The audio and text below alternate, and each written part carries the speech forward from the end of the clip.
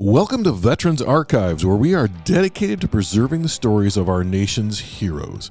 We hope you enjoy this story. Be sure to hit that subscribe button, like and share our videos. Check us out across all social media. Be sure to like and share those pages as well. And for more information, go to www.veteransarchives.org. Today is Thursday, January 15th, 2026.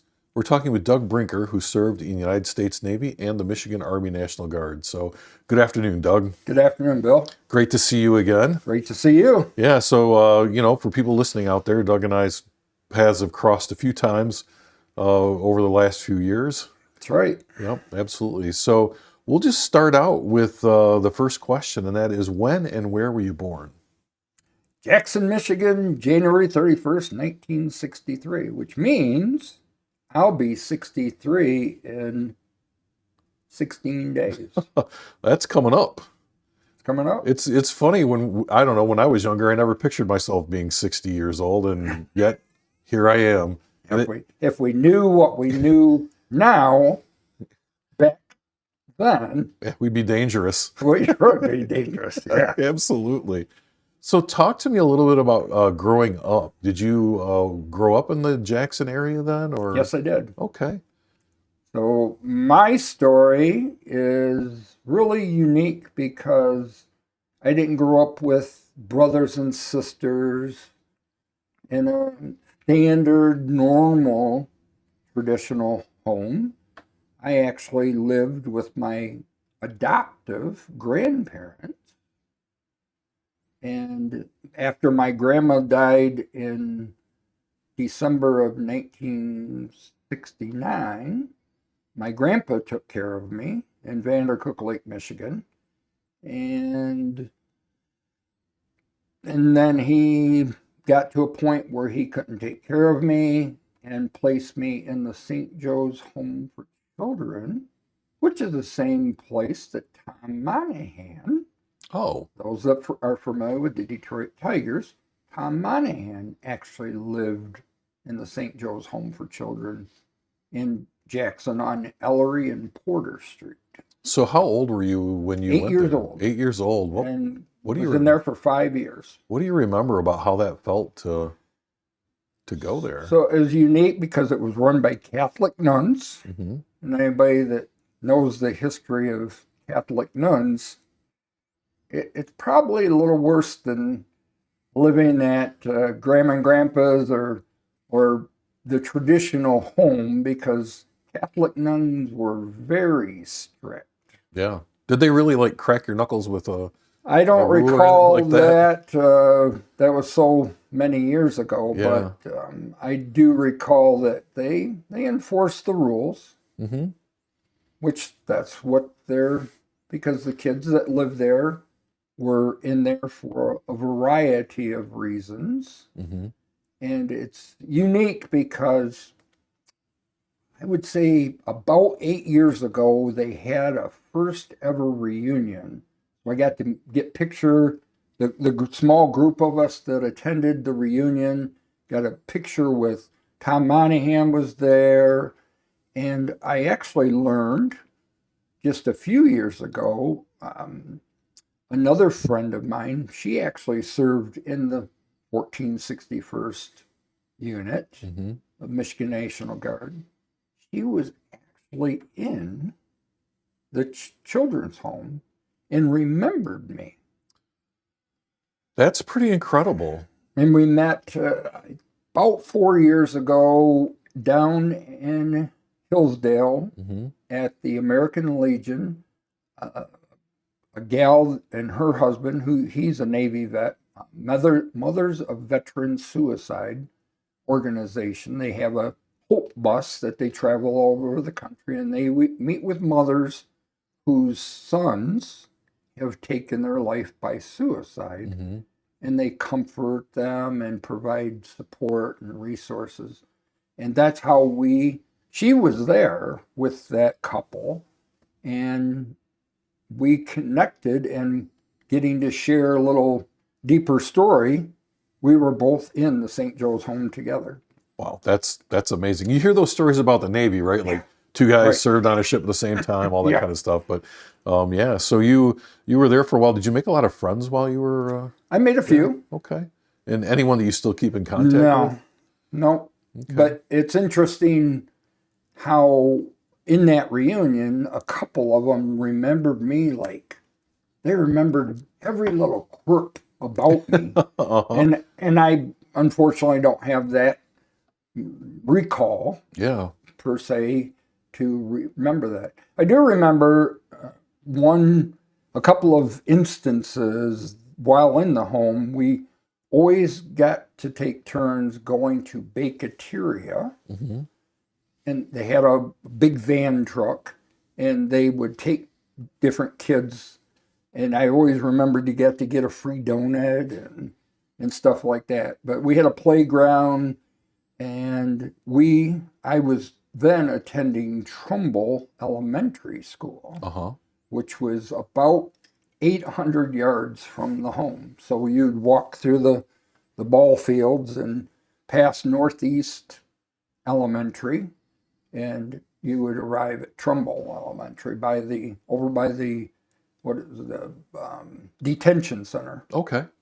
All right. And you said you were at the children's home for how long? For 5 years till I was 13. Then, so what happens when you're 13? So I went home to my mom Hmm. and my biological mom and my stepdad's home, and that's where I was introduced to being around my step brothers and sisters Hmm. from 13 to the time that I graduated from high school. So I went to Frost Elementary, or actually Frost Middle School. I went to Helmer. I went to Helmer and Trumbull, Blair Elementary. Blair is now the apartment complex currently today. Nothing stays the way it did. Helmer is currently where Dollar General is at, Uh-huh. and Trumbull's just a vacant lot. So I went to those three schools. Prior, I went to Townsend Elementary out in Vandercook Hmm. for a couple of years, and then we moved out to the Grass Lake area and went to Grass Lake and finished from 8th grade, the second semester of 8th grade, all the way through high school. So what was it like? I mean, you went from your grandparents where you didn't have any siblings, and you were in the home for a while, Mm-hmm. and now you're back with a family. How was that for you? That was interesting because, being the older sibling in the family, I was expected to set Set the example? set certain examples, and when I didn't, I kind of got the punishment for it. Right. So yeah, it Right. was always a challenge. Did you enjoy having brothers and sisters? It was interesting because you didn't grow up with them, Right. so you have very little chemistry between them. Mm-hmm. But I love them all the same. We spent a lot of time standing in different corners of the house. Yeah. When one got in trouble, the whole team got in trouble, so everybody went in the corner. Uh-huh. It didn't matter. You could have been the best behaved kid in the house. You still spent 15 minutes in the corner. Little group punishment. Yeah, group punishment. I guess maybe they should consider that today. They were preparing you for the military. That's Yeah, what they were doing. exactly. Yeah. So you were the oldest. How many brothers and sisters? I Stepbrothers? have two brothers and two sisters. So I have a sister that she just turned a couple of years younger than me, Mm-hmm. 61.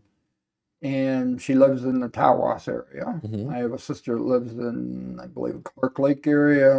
A brother who's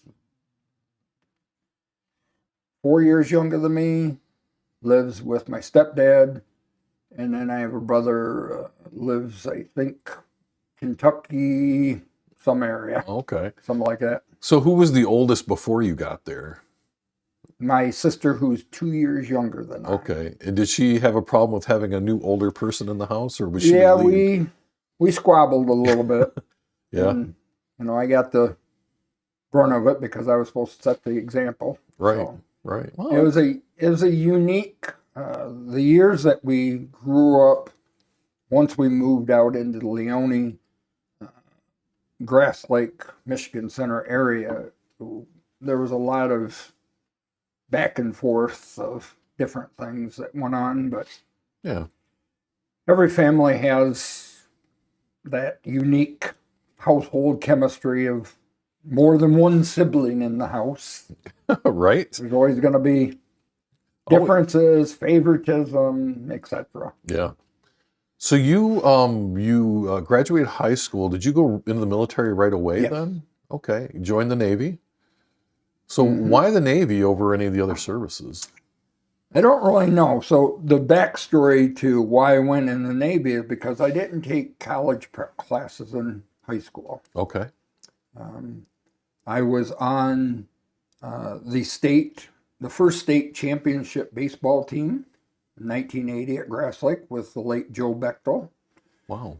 And who's now, who just happened to be a quarterback at Eastern Michigan University, where I tried to get into, but the school counselor told me that my chances of success the first semester was nil to none because I hadn't taken college prep classes. I would probably not do well. And so I ended up going to the Navy. Why the Navy? I don't know. Did you check out the other branches? Did you? I don't even know. You I just like. Uh-huh. But so the interesting thing, when I was 6 years old, I received a sailor suit for Christmas. Uh-huh. So maybe the correlation 12 years later, and I've shared this, I've shared it. I have a book that I've published and written stories, and I share that correlation in many of my speaking opportunities because it's interesting that I wore a Navy outfit at 6 years old and wore a real one at 18 years old. Yeah. Yeah. I think those things influence us somehow. Mm-hmm. We don't even think about it, but it just does. Yeah. So where did you so you enlist in the Navy? Did you go right away? Or Yes. Okay. So I was on the delayed entry program. I joined June 19th, 1981, under the delayed entry program. And then I went to Great Lakes, Illinois, or some call it Great Mistakes. I've heard it called that. And so I went to Great Lakes, Illinois, October 19th, 1981. And was there until January, early January. So talk about cold. Oh yeah. Michigan doesn't know cold until you stood watch in 45 below zero actual temperature for 10 minutes outside.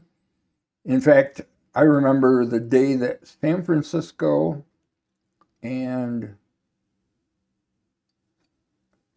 Denver, I believe it was, played for the NFC championship. It was 72 below zero with wind chill. The frost had formed on the inside of the barracks windows. We were secured to the barracks for 3 days. We weren't allowed to even go to the chow hall, to class, to nothing. We did everything in our barracks. And then when we finally were allowed, we marched to everything, and it was still 40 below. A balmy 40 below, right? In the Navy, I didn't understand the concept of why the Navy issued steel-toed boondockers or steel-toed boots, for those that don't know. Man, I haven't heard the term boondocker in a long time. So you get issued those steel-toed boots. And the wool socks, but when you get to class, you have to take your boots off and your socks off so your feet can thaw out, so you're able to march to chow hall at lunchtime and at dinner time and everything. That's cold. Yeah. That's cold. Do you remember like your first experience in basic training and what that was like for you? So I was a sports geek at Grass Lake High School, and they had IT, which was intense training. Well, Doug figured, I'm going to get some extra physical workout here. Right.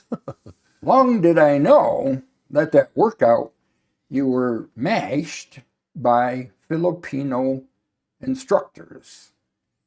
And one of the exercises was to do leg lifts, lifting your boots 6 inches off the deck. No more, no less, right? And if they heard anybody drop, they extended the time. Long story short, when I went back to the barracks, I had probably a half a cup of sweat in the bottom of my boots from all that workout. Yeah. You enjoy your extra training, did you? Yeah. Yeah, I enjoyed the extra training. I remember we got dropped out in the snow for various things. Oh yeah. That's why they issued nice warm leather gloves, because they dropped you wherever. Yeah. And you pushed in the snow on the deck. I went to San Diego, so I didn't experience any of that, but Right. but I did go to Great Lakes for my training. So it was cold. But yeah, I spent the time in Great Lakes. We went to Chicago Bears football game.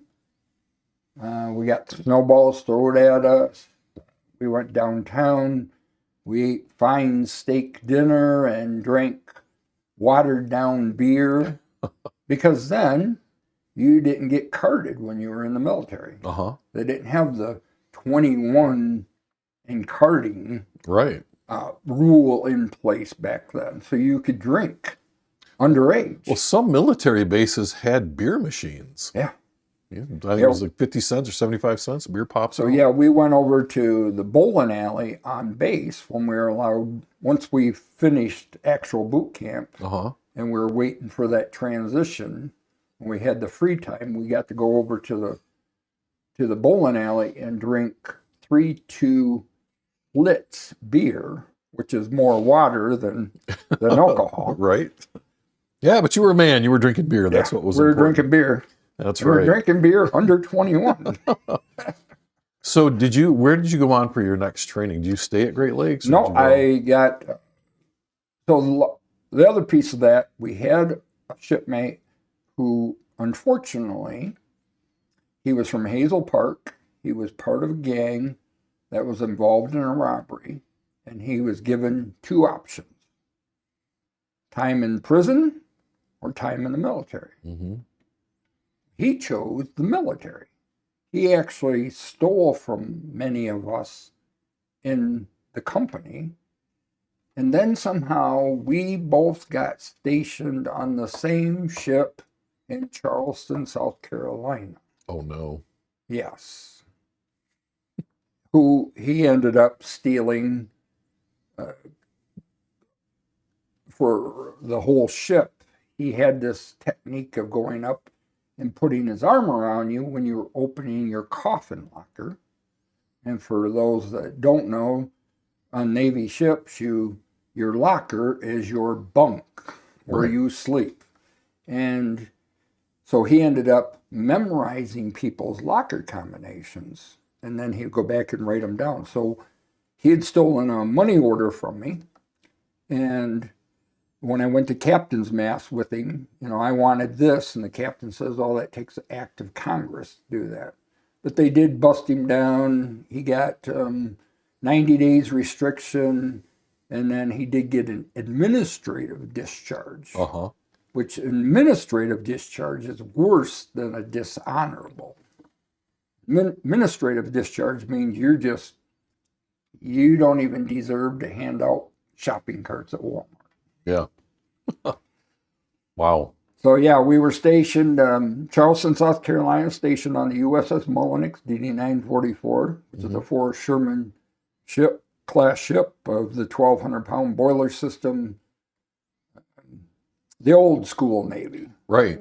If people are familiar with Saginaw Bay and the USS Edson, DD-946 museum ship, that is the sister ship to the Mullinex. Oh, so if you get homesick, you can go visit the Bay City. Yeah, and I did here about 7, 8, 9 years ago.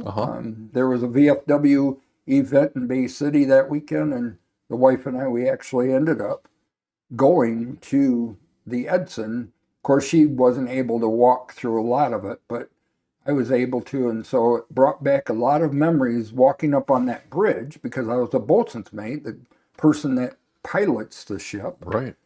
Being on that bridge and standing behind that great big 60-inch helm and looking out. But when I went to Beirut, Lebanon for the multi-peacekeeping mission in November of 1982. And en route, we went to the North Atlantic of 40-foot waves, 20-foot swells, and 60 and 45-degree rolls. Yeah. And I've told that on many archives, other stories, that people couldn't believe that at 19 years old that I piloted a Navy ship through that and survived. I didn't wind up in the bottom of Davy Jones's locker. Well, I think that a lot of people don't realize the amount of responsibility that we give young men and women who join the military. I mean, it's been that way since the formation of the military, but you think about the stuff you did when you were 18 or 19, and I don't know I would trust an 18 or 19-year-old with that kind of stuff. So that was so your we didn't call them deployments in the Navy. What did we call them? Maybe they were deployments. Anyway, so you went to Beirut, Lebanon as part of that, and so were you there for, was it a 6-month? We were there from November to January, and then we went to the Palma, Spain, and Naples, Italy. Yep. That was the 2 Liberty call stops that we did. I got to experience some fine wines of Spain and the Bull Run and all of that, and then went to Naples. I actually got to go to the Vatican. Cost something like about $110 in American money to go to the Vatican. And I sat 2 pews from the pulpit and listened to the late Pope John Paul give Mass. That must have been something. Pretty cool. At home I have a soapstone sculpture setting of Jesus and the 12 disciples.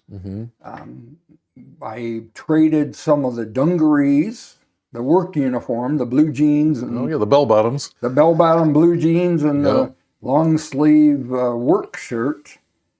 I traded for a really nice handmade tablecloth that I shipped home to Mom and Dad. Yeah, you can get some pretty interesting things while you're. You can get the $5 watches. Oh yes. The Italian individual would, hey Joe, I got watches.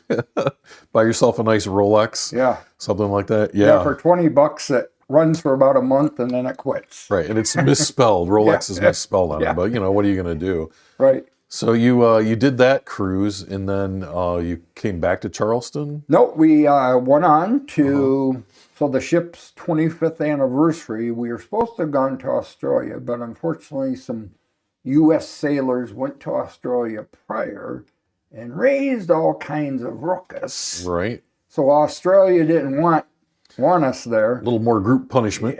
Yeah, no more group punishment. That's right. Everybody standing in the corner.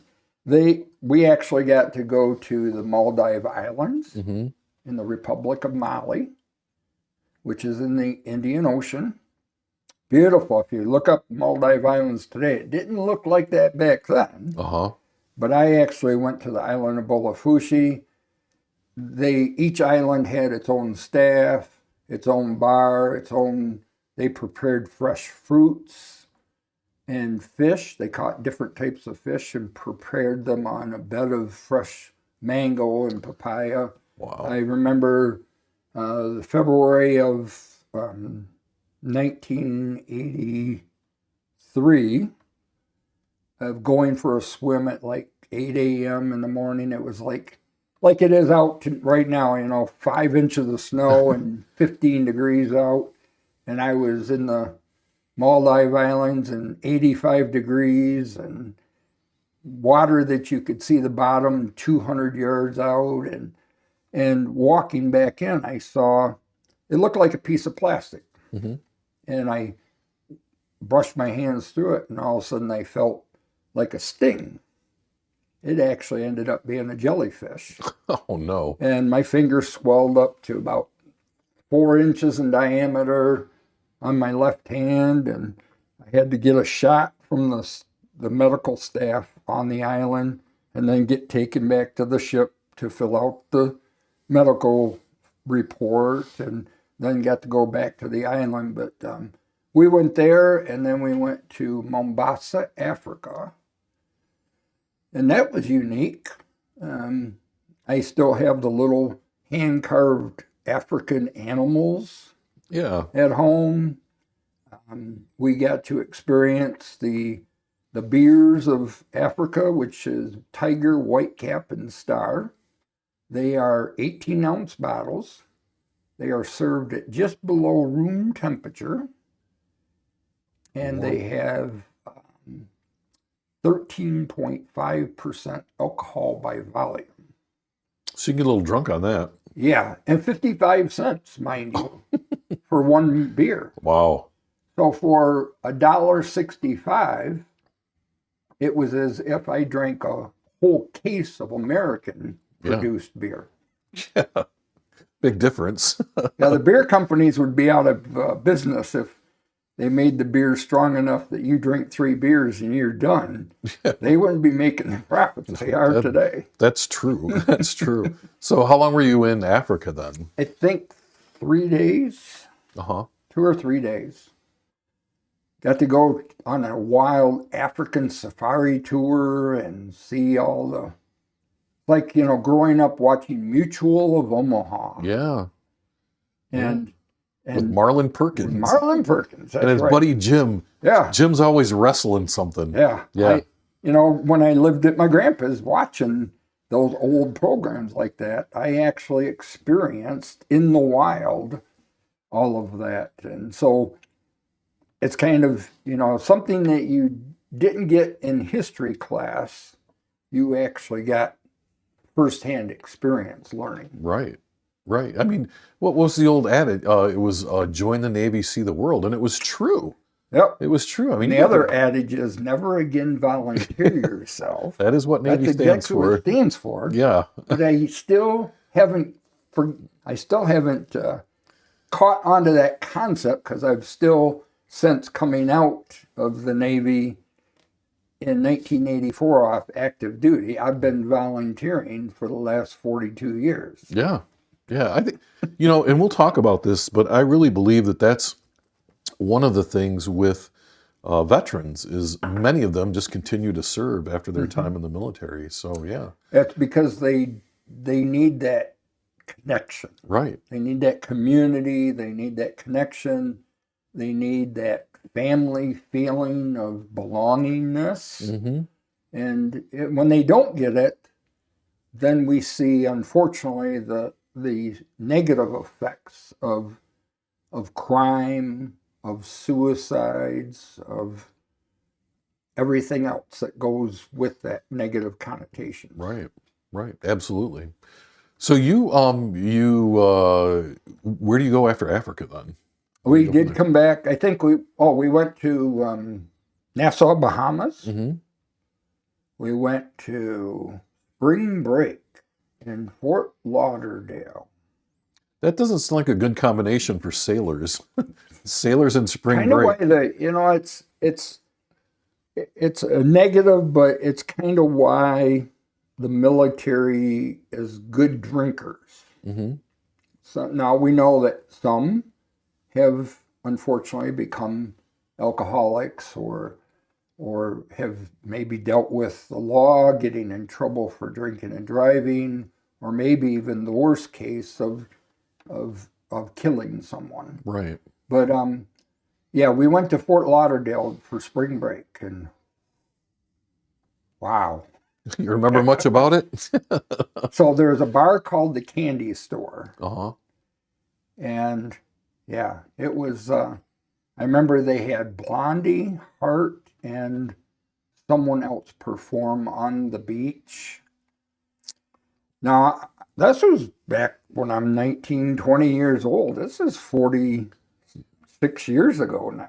But I Yeah. can still remember those little incidences that I remember renting a convertible and driving to Miami, and like Don Johnson Yeah. in Miami Vice. That's right. Had the radio cranked up, and And when I was in when I was on the med cruise, I was the golden boy of canning. We constructed our own tanning oil of baby oil, iodine, and coconut oil, and a couple of other secret ingredients.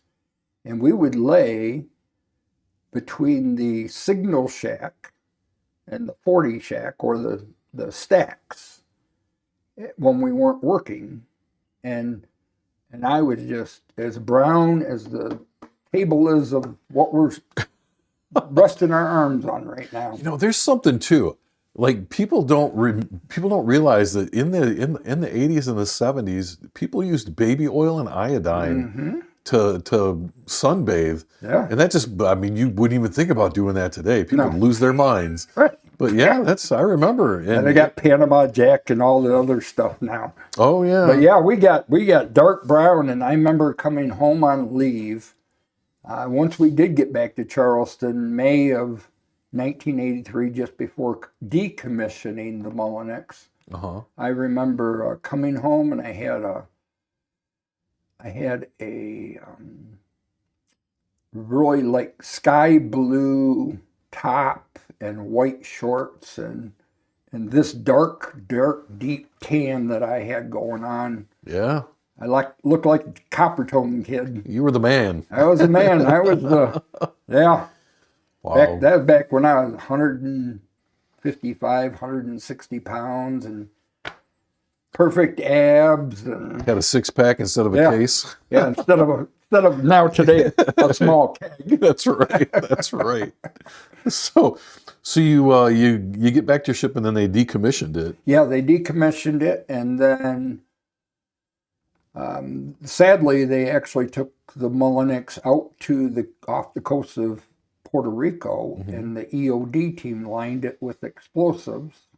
And the first time it did not break, and that took another round, because back then they built ships they built them to last. I mean, the Mullinex was it went to Vietnam. It was part of Hurricane David and lost its forward gun mount. It was part of the Apollo 7 rescue mission. It's got quite a history. If you look up the USS Mullinex DD 944, you'll learn a plethora of history behind the Mullinex and its dedication to the U.S. warships back in the day. But so we decommissioned it, and then I went to Norfolk, Virginia, to pre-com school, and I went to Hilo firefighting school. I went to boat coxswain school, which is learning how to drive the small boats. So the boats are actually attached to the ship. So a ship is not called a boat. No. The boats are attached to the ship. Right, on davits. All right. Yeah. And so I went to LSE school, which is Hilo Landing School. So I'm certified to give directions to have a helicopter take off or come in and land. So I actually, and that was back with the Huey 60s, the H-60s that we used, and they had a great big, at night, they had a great big white circle lit up, and you landed it, when the chopper came in, you landed it, and I accidentally set the bird down about a couple of inches outside the white line. Oh. And the trainer says, "Congratulations, you just put that bird in the water." Because the white line represented the edge of the ship. Right. On the fantail side. So if you would have if that would have been a real case scenario, the helicopter would have fallen into the water. Yeah. You learn your best lessons from your mistakes, though, right? It's a good thing we were on land. Right, exactly. But yeah, I became, and then I went to Bath, Maine in August, and while the ship was being built, the USS Dewart, FFG 45, which is now decommissioned as of April of 2014. I went there, and November 19th, 1983, in about 19-degree weather in Bath, Maine, we stood out there for 2 or 3 hours with our Navy pea coats on. Right. Thank God for Navy wool pea coats and everything, but we stood out there and commissioned the Dewart and launched the ship into the Kennebec River.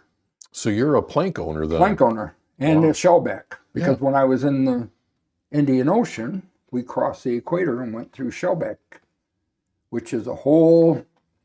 You have to look up the shellback initiation ritual. Right.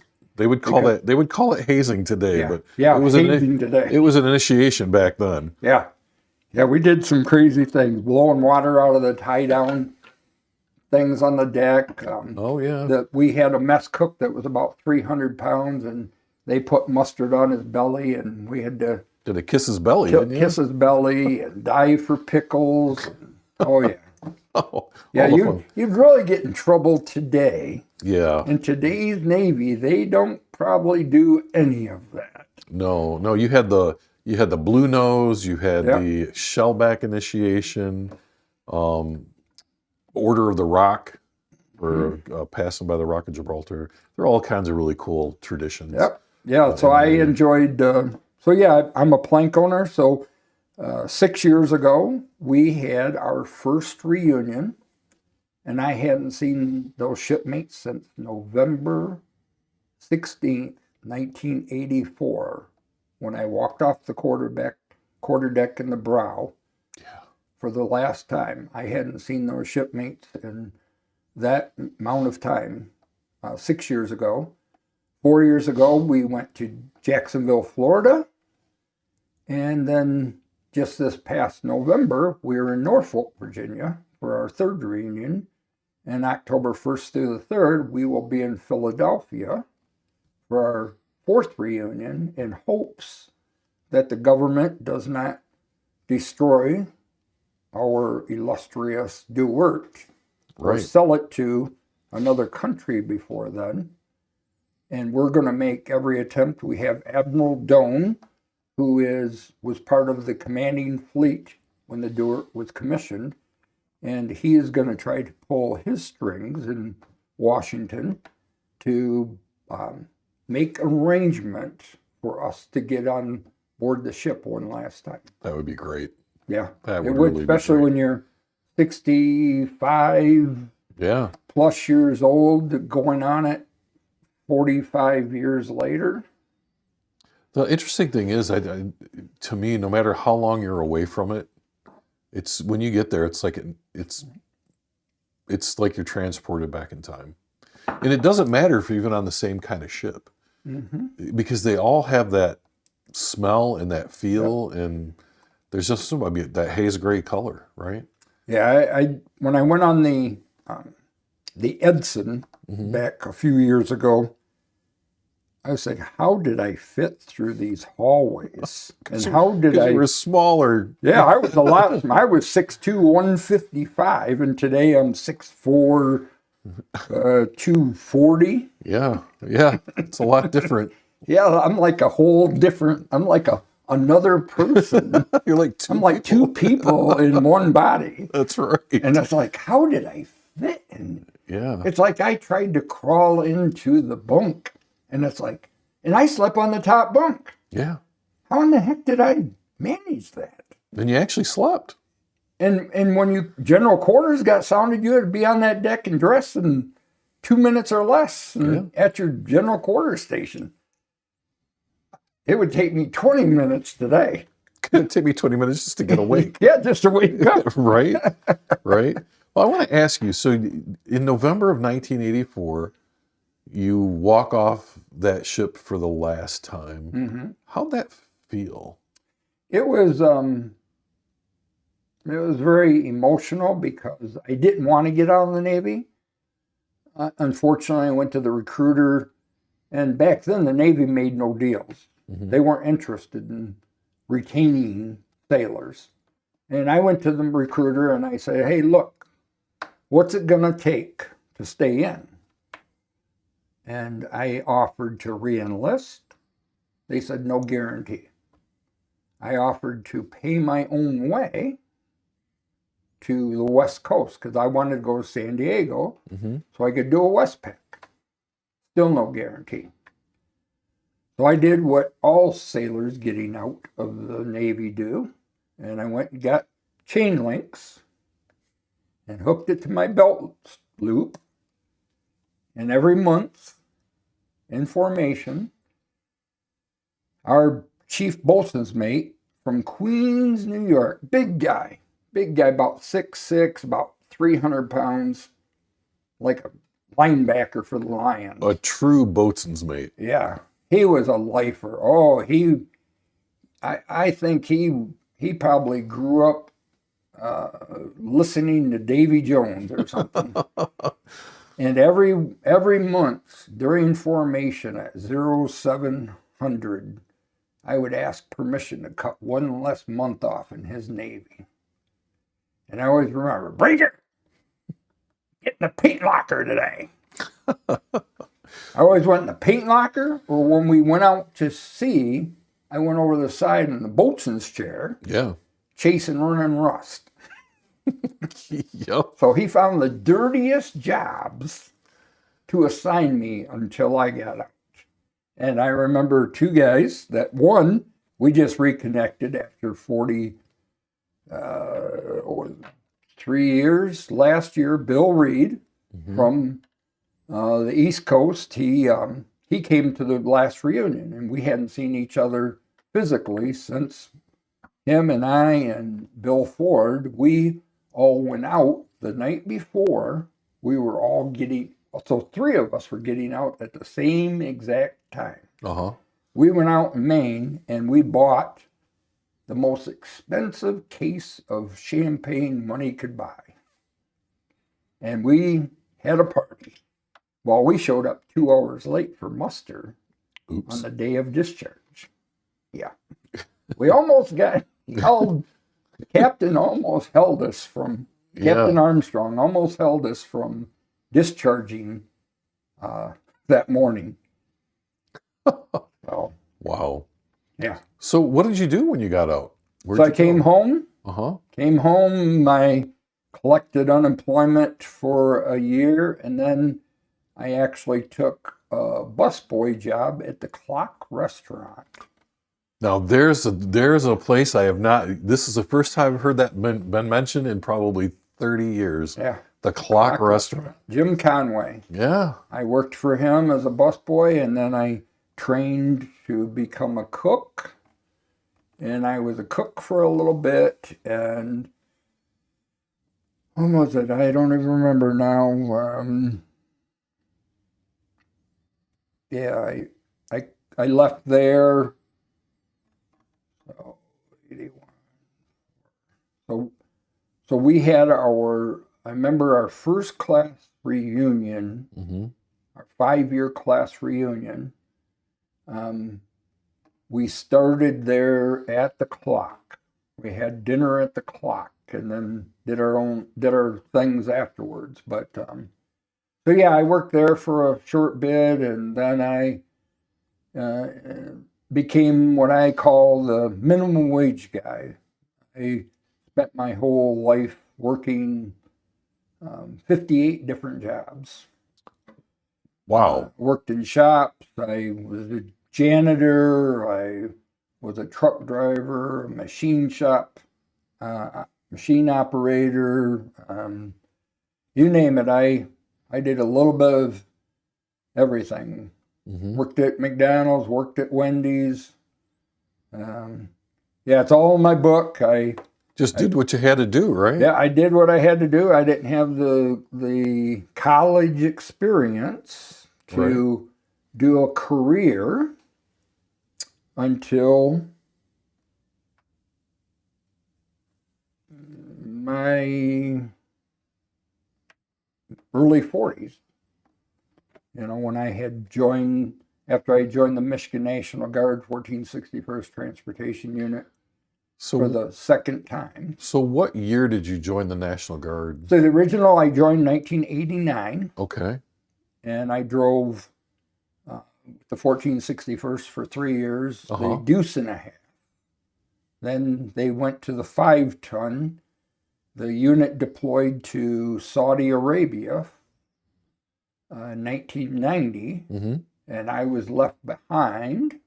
Me and 3 others were left behind. And we were told that, well, I was told personally, because I came in with a civilian CDL, went to a truck driving school the summer of '85. I had driven their equipment for 2.5 years, but somehow the Army said I wasn't qualified to go to war because I didn't have 88 Mike, which is truck driving training. Yeah, you didn't go to the military truck driving school. I didn't go to the military truck driving school. And so, long story short, they said they didn't have the money to send us. So Mr. Douglas here took, instead of following chain of command, I filed a complaint with the General's Office of the National Guard Bureau in Washington, D.C. They don't like it when you do that with the IG. No. I don't think the IG likes it either. No. Yeah. I went right to the man himself. Yeah. And, of course, then, you know, everything falls downhill. Right. And I get called onto the carpet by the colonel of battalion. And he reams me for better than 20 or 30 minutes. Once the fire has calmed down, I asked permission to speak freely, sir. Permission granted. I said, sir, with all due great respect, that is my family that left us behind. I did what I had to do to be with my family. Long story short of that, they found the money, sent us all to phase 2 of truck driving school, where we went to Camp Grayling on the HETs, the great big heavy equipment, which is the M1 Abrams tanks. We learned how to load and unload a 70-ton tank off of that trailer with 40 wheels, what we call the monster trucks. Yeah. Yeah. They're big. We drove them up and down I-75 for training, and we became certified. And then when the unit did return from Saudi Arabia, I, along with the family readiness group, we took and planned the greatest welcome home parade party there ever was, when there was 10,000 plus Jacksonians standing alongside the sidewalks of West Ave to welcome the unit home. So I was there in uniform, saluting the buses as they drove by, and that was very heartwarming to many of them, because what I learned later, the commanding officer didn't want to take the few of us because they didn't have enough confidence or something. That's what I learned. But they were taking Marines in 3 days. They were calling them qualified over there, when it took me almost a year to get certified through military truck driving school training. So how long did you stay in this first enlistment then? 3 years. 3 years. You did 3 years, and then you got out. Yep, got out, and I was out for 10 years. Now, did you just continue kind of just doing life? Yeah. Yep, doing life, working all those jobs. Yeah. Now, did you get married in this period of time at all? I had 1993. Yeah. 1993, I got married to my oldest son's mother. Mm-hmm. He was born on race day, June 23rd, 1996. So I was at the hospital during contractions, turning the volume up louder and louder on the TV. Because you couldn't get her to be quiet. Right. Because the contractions were drowning out, trying to listen to Barney Hall and Ned Jarrett broadcast the race from Brooklyn, Michigan. Oh, this is not the way to endear yourself to a woman, Doug, just Right. so you know that. No. Are you still married? Well, we ended up sadly divorcing 1997, and then I joined the unit back in 2002. Okay. And then, of course, Iraq come, Mm-hmm. and they needed volunteers. And in the meantime, I had met a gal, and we had a young son, June 16th, Father's Day Mm-hmm. of 2000, who is now served our country proudly as a United States Marine truck driver. At least he took the truck driver route. Well, there you go. Instead of the Navy route. Right. But he joined the Marines, and before he even joined, I told him, you're joining not only the elite organization, but the hardest organization. And I told him, just remember, this isn't like Scouts where you can quit. Right. Once you raise your hand and say, so help me God, it's a done deal. You now belong to the United States government under contract. If you choose to quit, they'll just put you in the brig for breach of contract, and then they'll give you a dishonorable discharge after your 4 years and send you on your way. And he went to Parris Island, South Carolina for boot camp. Now, those that don't know nothing about Parris Island, it's not only sticky and sand fleas and scorching hot, it's rough. It's not the Hollywood boot camp. No. And I remember the first 6 letters that I received from him. Dad, this sucks. I hate you. Why'd you let me join? I want to quit. And I always support him. I wrote him back loving, supporting letters. And by about week 7 or so, when they went to the gas chamber, Dad, this is fun. I never had no fun going through the gas chamber. All of a sudden, you were a genius. Yeah. Going to the gas chamber in Great Lakes, Illinois. Yeah. And then towards the week 13, I'm going to make a career out of it. I'm going to be a lifer in the Marine Corps. 2 years in, stationed in Camp Lejeune, North Carolina, Mm-hmm. we go down to visit him. He's sitting in this office, and he's I believe a Spec 4, and all he does is assign equipment out, and they fight over what flavor Red Bull they're going to have and in the cooler, and damn, this sucks. I'm getting out at my 4 years. Marines ain't what it's all cracked up to be. I didn't say nothing. I kept supporting him. So he discharges May of, what's today, 26, May of 24, I believe. Mm-hmm. And then like a year ago, Dad, I'm going to join the reserves. But they let me try it out for a weekend if I like it or not. No questions asked. So he does his weekend, comes home.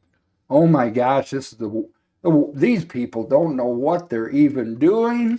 I'm not doing this. Not long ago after that, he signs a contract to be a reservist. And that's where he's at. He does drill once a month in Selfridge Air National Guard Base. And I'm very proud. He's a mechanic, a master mechanic in Jackson. So I take my Jeep. And when I take my Jeep, I get the family rate for labor. Yeah, there you go. Instead of paying the full rate if somebody else works on it. Right, right. No, that's always a good deal. Yeah, that's always a good deal. I have a mechanic in the family. So I want to back up a little bit though. So you met this gal. You're in the Michigan National Guard for your second time, and they're looking for people to volunteer to deploy. Yep. So what happens? So I ended up deploying, and Austin was actually 3 years old, and Kyle was 7. I knew the risk. I actually ended up legally meeting someone and marrying, but I didn't really consider it a marriage. But the Navy would not let me, or the Guard would not let me come home and go through an annulment process because of the training for Iraq. Right. Because I was in Fort McCoy, Wisconsin doing training. And it was a disruption to my training schedule to deal with personal. And sadly, she ended up writing bad checks in the amount of $987.37, which anything over $500 is a federal offense. And you as a military spouse are responsible for your other spouse's actions. Right. Luckily, I was connected to a retired JAG officer who was the Jackson City attorney. And this is the importance that I urge all of the listeners to know, the importance of having crucial resource connections in your pocket. It's all about it's all about relationships. It's all about relationships. And not having the relationship because you're going to need them someday. Right. But you have the relationship and you may need someone someday. And he was successful at getting that person put in jail. And long of the short is she went before the judge. And today that I am aware of, she's no longer allowed to have any financial name on any type of financial device, be it a money order, a credit card, a checking account, etc. So what goes around comes around. Karma is real. And it's not nice. And it's not sometimes. Nice some or most of the time. Right. But so then 14 years ago, I met a gal from Parma, Michigan. Good old Parma, Michigan. Population, I don't know, 800 maybe. Yeah, it's not a big city. That's for sure. And we met, and I proposed to her on Swedish Day at the Jackson 612 Eagles when Michigan and Michigan State were playing. Ironically, as a Michigan fan, I just happened to get down on my knee when Michigan State happened to score a touchdown. And that's what all of her friends remind me of. Right. Nothing else but that. Nothing else but that. Yeah. So you met and married her after you got out of the National Guard? After I got out, yeah. I've been home since 2004. This was probably 2006, 7, something like that. So did you deploy with the 1461st then? Well, I deployed with the 1462nd out of Howell. Okay. Because the Howell transport unit is the ones that got mobilized. Okay. And they needed... So you were in the 60th. Detachment. You were in the 61st, but you... We went, 36 of us went over as rear detachment. because in any military deployment, the unit getting deployed has to have what they call a certain MTOE requirement, numbers. And if they don't have enough people in their unit, they have to draw from as many units around the state. Then if they still can't make it, then they have to go out of state. Right. Like when the 1461st got deployed the last time, that Matt Soper, Sergeant Matthew Soper, was unfortunately killed in action in Iraq, June 6th of 2007. They had an MTOE of 301, so they actually ended up having to pull even from Fort Hood, Texas, transport soldiers. Yeah. I know when I deployed, we brought people from Connecticut and Florida and all kinds of places. Yeah, when we ended up with the Howell unit, we ended up picking up the 1080th. We even picked up the troops out of Fort Stewart, Georgia. Yeah.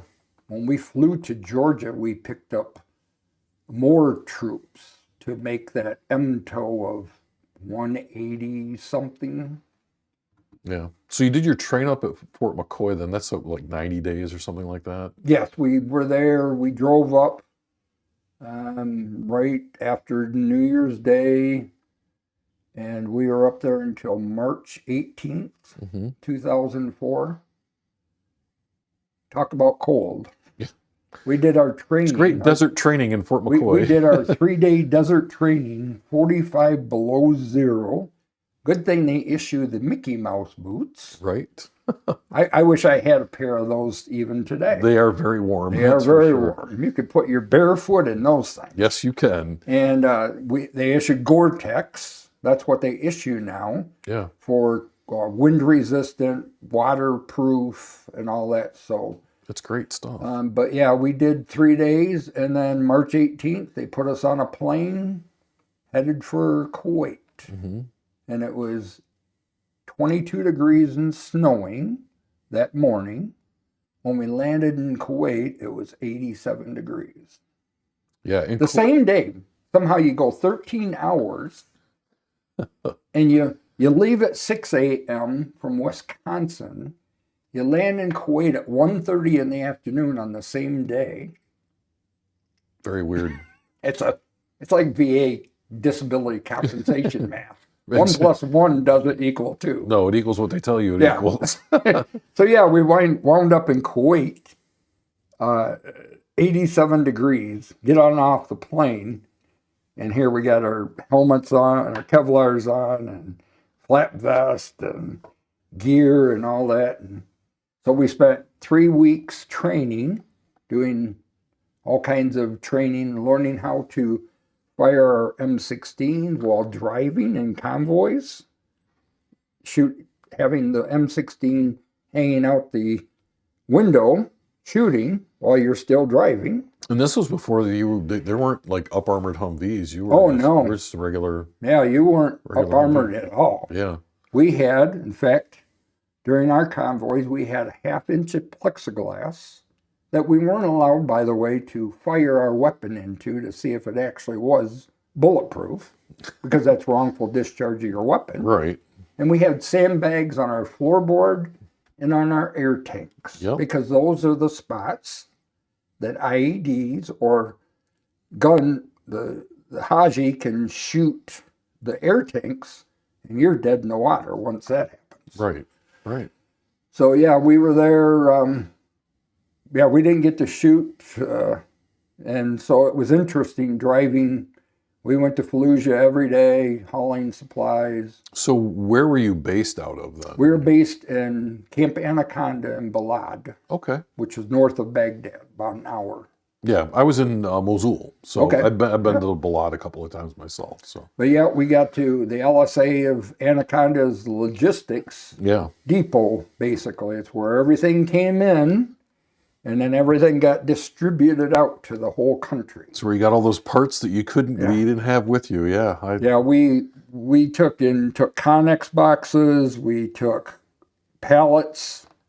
They would actually stack one pallet And then we would stack a second pallet, and then we would run cargo netting over those, some 40 foot high, because the overpasses in Iraq are not 10'7" or 14'2". They're like 35 and 40 feet. Yeah.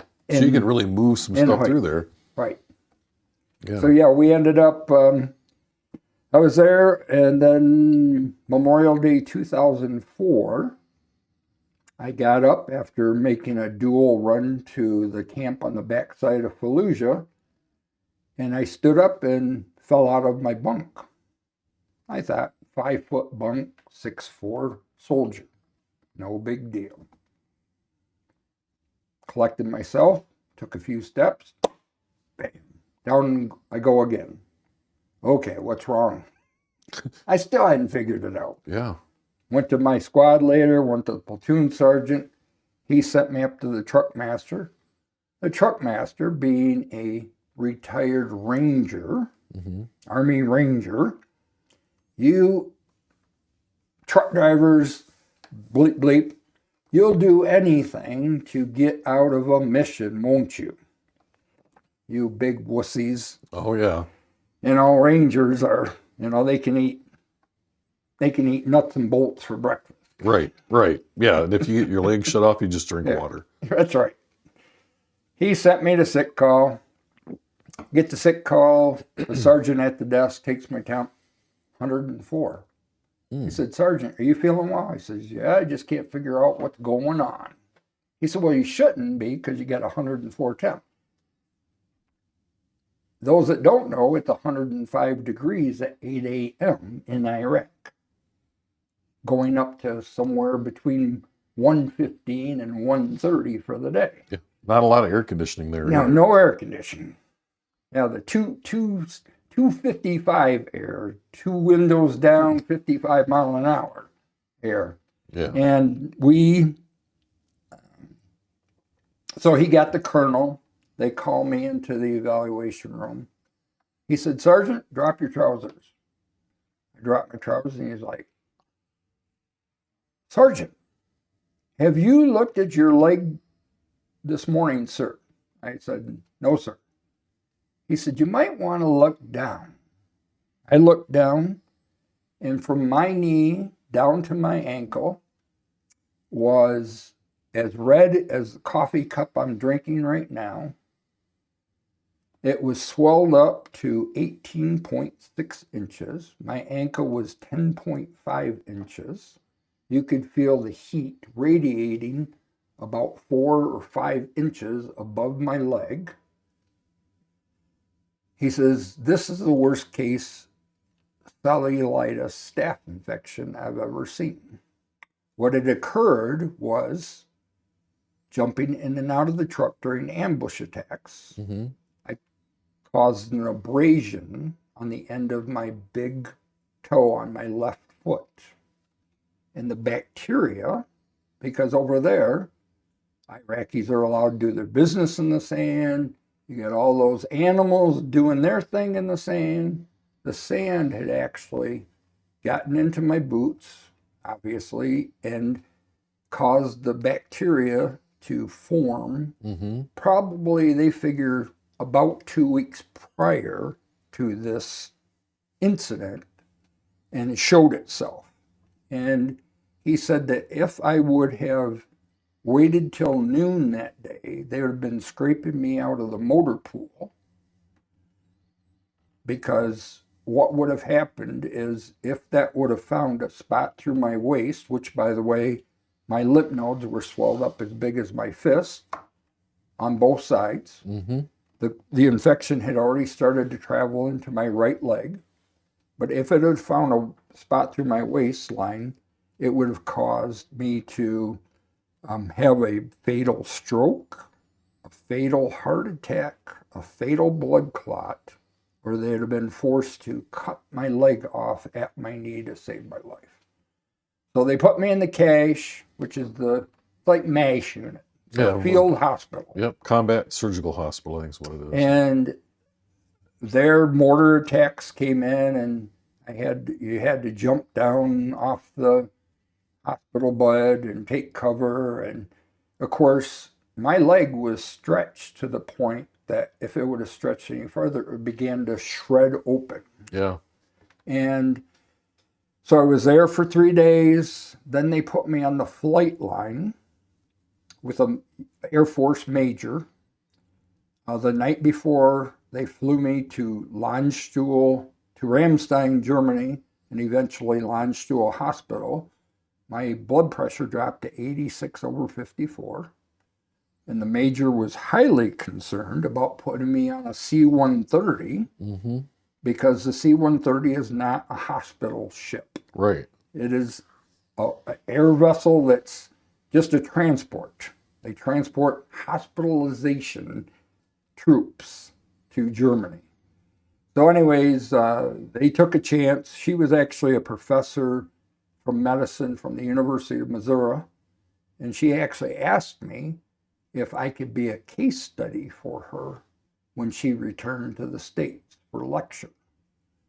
So I signed a waiver and everything, so I actually became one of those case studies. And famous for not a good reason. Yeah, famous for not a good reason. Yeah. And so I got to Ramstein. They bused me to Landstuhl Hospital. I laid in that bed for 4.5 days. I was in a room with 3 other really super banged up soldiers that were 100 times worse off than I was. And each time, because of the infection, each time that I got out of my bunk to go to the bathroom, it took me about 15 minutes to walk 25, 30 feet because the blood was rushing down into the infection and it was trying to push my leg outward. And there was no place for it to go because my leg was at that point of the infection of swelling. So they ended up flying me. I got the opportunity to go to Liechtenstein, Germany. Cost me like $80 in American money for the cab. I went to Liechtenstein, went to the oldest castle in German history, got some beautiful photos, and asked actually I wanted a Coke or Diet Coke, and they gave me a bottle of spritzer water because soda over there means something different. Right. Right. And I had my interpretation book, but I was trying to find how to ask for an actual Coke. But when I got off into Germany, when I got off the plane, the air quality had completely changed. It went from that dense, dead smell from Iraq to fresh air. And so I knew you're in better quality, but I ended up 5 days there. Then they flew me to Andrews Air Force Base, where I got to see the tail of Air Force One because President Reagan had died, and they flew his body to Washington. And then they flew me, this is military understanding, they flew me from Andrews to Scott Air Force Base in Illinois. Why they did that, I don't know. I'm not the one in charge. Right. And I got to meet a 2-star general who was a former truck master. Asked me about up-armoring on vehicles. Oh, sir, I'm the wrong soldier to ask that question. And so he was taking kind of a survey to find out from troops in the field, downrange, coming back, and what their thoughts on the up armor. So I gave him a story full. A piece of your mind, right? And then ended up, they flew me to, after 5 days, they flew me to Fort Knox, Kentucky, where I spent 4.5 months in medical hold unit, going over to the clinic every day until the colonel ordered me not to come to his clinic unless I had other medical needs. So you're just kind of there. Yep, I was there, and we worked the hospital floor, which now the hospital no longer exists. They've torn it down. Ireland Army Hospital, I think is what the name of it was. No longer exists. Got to go on Fort Knox here several years ago when Lieutenant Dan Band came and performed with Gary Sinise, and I was lost. Even though I knew my way around Fort Knox, I couldn't find my way to nothing.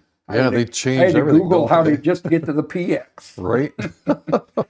But yeah, that's my whole story of my Iraq deployment and then November, they told me November 3rd, the major told me you have two choices. You can stay in or you can get out. If you stay in, because you're not deployable, you're not promotable.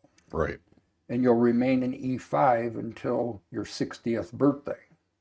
And I wasn't going to be told what to do by a 25-year-old that had less time in the military than I had time in life. Right.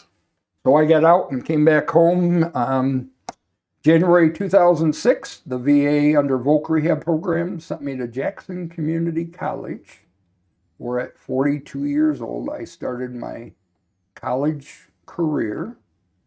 And I finished with an Associate's in Business Administration, a Certificate in Marketing. Then I transferred to Eastern Michigan University. That's a blast from your past, Right. That's where you wanted to go to begin with. So full circle of life Right. actually is real. Yeah. And I returned to Eastern Michigan September of 2009. I started in marketing, but I could never pass business statistics. That is a, listen out there, that's a hard class. Very hard. Yeah, that's a tough. In fact, even algebra, I spent more time in the tutor lab just to get a B minus because I could never solve for X. Right. I didn't understand the concept of these letters and numbers of why math is, come to find out it's logistical reasoning. That's the answer that all these mathematicians say. It's logistical reasoning. If you can solve those type of problems, you can solve any problem in life. There you go. Regardless. And so I ended up couldn't pass, and the VA said, well, we ain't going to continue to pay. So I changed my major to communication. And those that don't know out there, April of 1991, I joined an organization called Toastmasters International because I was in the JC's organization, and the JC's had a speak-up competition. And I never won at the state level because I never got feedback until April of 91, joining Toastmasters, and for 5 years I worked on the same speech on the last line of the JC's creed, where service to humanity is the best work of life. In May of 1996, in front of 750 Michigan JCs, my name was selected as the state champion of Speak Up, where I had to deliver that speech that I had been working on for 5 years. Fast forward now, I go to Eastern Michigan, change to communication, graduate with a bachelor's in communication, started my master's program until December of 14, where they allowed me to walk and graduate, but I hadn't quite finished because I had 3 credits left. Mom took ill from a fall. She ended up having multiple hip surgeries, and sadly, July of 2006, or 2016, excuse me, she ended up passing. And so I took a 4-year hardship leave. Eastern sent that letter that says if you don't return, you'll have to start your program all over. And I know the VA ain't going to pay another $100,000 for my degree. So I returned in September of 2020, and April of 2021, I finished my master's degree in communication, where over that course of 9 years, I took 56 different communication classes. Congratulations. That's an At accomplishment. 57 years old. Yeah. Well, sometimes it just takes a little time to get things done.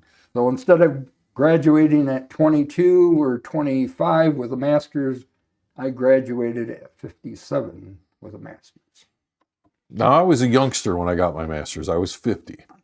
I had just turned 50 when I completed my Nice master's degree. 50-year-old birthday present. Yeah, it was a lot of And work. then I became employed at Lifeways Uh-huh. Mental Health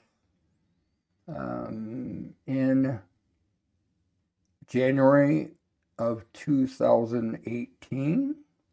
I went to peer certification school and become a state certified peer support specialist, where I worked in crisis services. And then the last 2 years, prior to retirement last October 3rd, I worked specifically with veterans and their families, providing hope and help and resources. Retired October 3rd and got appointed as the newest board member in November of 2025. So my full circle of life, I went from consumer of services for 2 failed suicide attempts, August of 1999, February of 2001, to an employee, to a board member. Well, let's not forget that you were the guy working the minimum wage jobs. Right. I was the 58 job minimum wage guy. 58, yeah. And a suicide survivor, and here you are now helping other people. I've been now for the last 7 years appointed as the Michigan VFW mental health director. I'm a candidate for District 6 commander starting next June, or this coming June actually. And I'm the founder of Beacon for Hope LLC, where hope stands for helping one person every day. And last August, after 8 years of hard work, I published my first book, My Dark Shadow: From a Suicidal Self to a Purpose of Hope. That's incredible. I'll be reading that book because I think that's my copy. That is your copy. I just need to autograph it. Yeah, I'm looking forward to that. So really, what an interesting life. You know, and I think it's right to say it's just never too late to continue to be the best person that you can be. That's right. Right. Best version every day you wake up. If you haven't, the helping one person every day concept, I believe, is important because for the most part, a lot of people didn't help me specifically per se. Right. I didn't have, when I was in crisis mode for nearly 7 years with deep depression and the suicide attempts, I didn't have peer supports. I didn't have the supports like I do today. People maybe in the background in lots of areas helped me, but not on the forefront. Yeah, not directly. Not directly. Indirectly they did. And that's what my message that I speak. You know, the book, it's not intended to make me a lot of money. It's intended to save lives, because we know, besides what the VA reports of only 17 suicides a day, the reality numbers somewhere around 40 to 43 a day. And that doesn't even include our active duty. I know 3 years ago, 547 active duty members took their life. 15 of them were National Guard members. So we know that suicide is an epidemic. Yes, it's been going since the 30s, but it doesn't have to be a way of life. In fact, I learned last Wednesday at a veterans breakfast in Brooklyn that happens every first Wednesday from 8 to 10 for free, Compliments of Valor organization. We learned that a young 32-year-old veteran, part of the VFW in Lambertville, took his life over the holidays, leaving behind a wife and 2 young children. So the book isn't I'm not trying to get rich off this book. I'm trying to prevent another suicide amongst our active duty and our military and our young people. Mm-hmm. We have over 10,000 young people in this country take their life between 8 years old and 17 years old every year.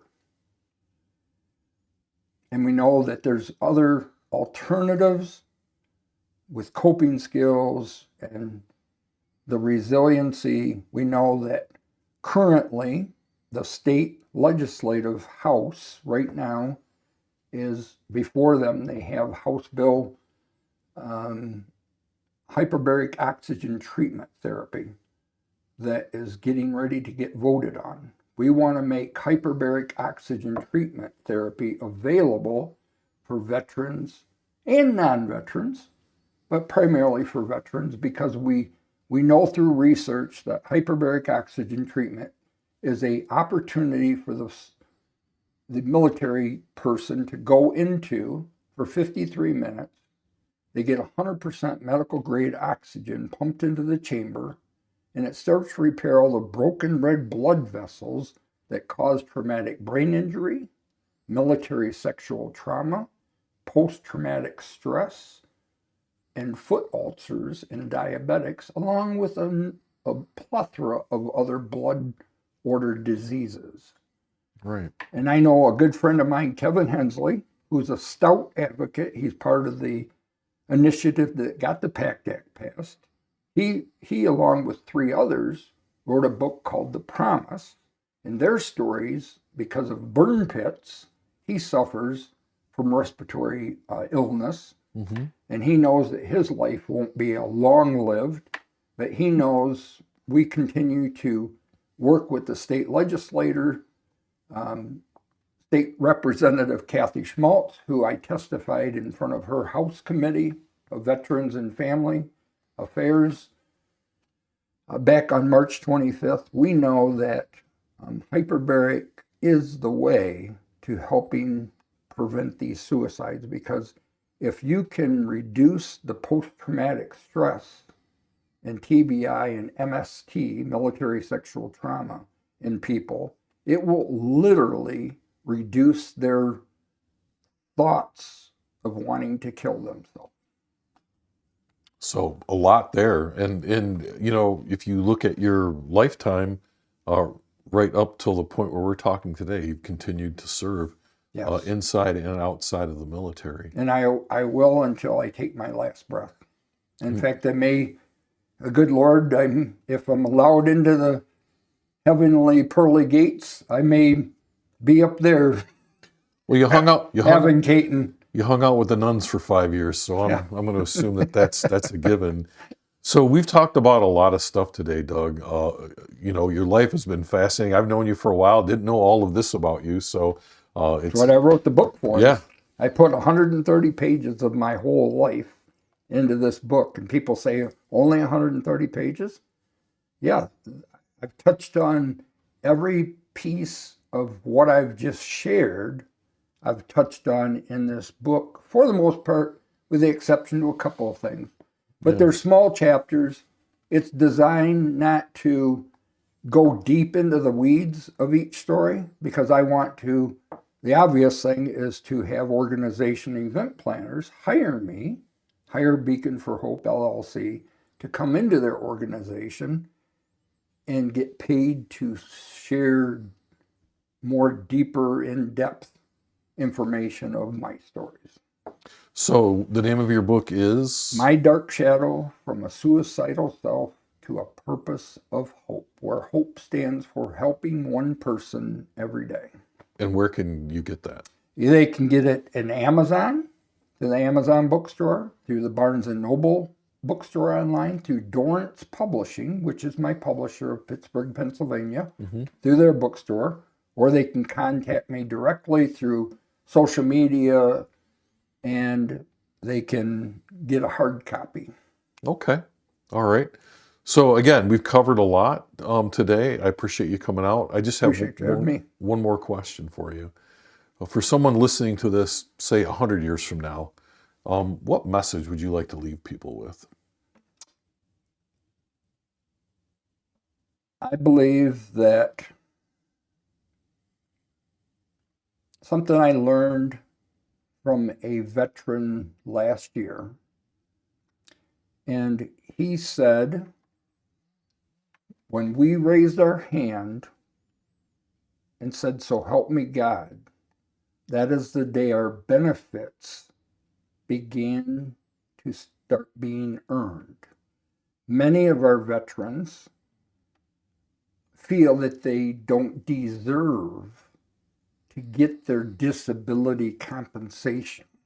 They don't deserve to be enrolled in VA health care because they didn't serve 20 years, what have you. These are the veterans that actually should be getting their benefits. They should be enrolled in VA healthcare. They should be a member of the Veterans Foreign Wars Organization or the American Legion or the Disabled American Veterans or Vietnam veterans, because no one does more for veterans than the VFW. But we've got an opportunity to change the landscape where suicide is no longer an epidemic amongst veterans and their families, no longer an epidemic among active duty, and more importantly, the veteran needs to know that their life matters every moment of every day, of every minute that they serve, no matter what they do. If they're helping one person be a better version of themselves every day, they're actually helping themselves be a better version of themselves. All right. Well, thank you for that. Thanks for coming out here today. Thank you. You're welcome. Thank you for watching Veterans Archives. We hope you enjoyed this veteran story. Please be sure to hit that subscribe button, like and share our videos, as well as checking us out on social media. We're on Facebook and TikTok, LinkedIn, X, and Instagram. Be sure to check out those pages, share, and like.